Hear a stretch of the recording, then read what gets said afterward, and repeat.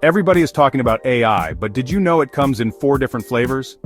Let's dive into the 4 types of artificial intelligence. First, reactive machines. These are the simplest AI systems. They don't learn, they just react.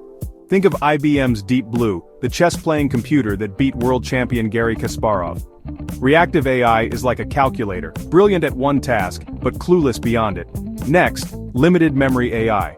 This is what most modern AI uses today: self-driving cars, chatbots, and voice assistants. They learn from past data to make better decisions. Third, theory of mind AI. This type doesn't fully exist yet. It's the idea of AI understanding human emotions, beliefs, and social interaction. Imagine robots that empathize with you. When AI can read your feelings, it moves from tool to teammate. And finally, self-aware AI, the holy grail, and the scariest. This is the type of AI that would have its own consciousness, desires, and independent decision-making. Think sci-fi, like Terminator's Skynet.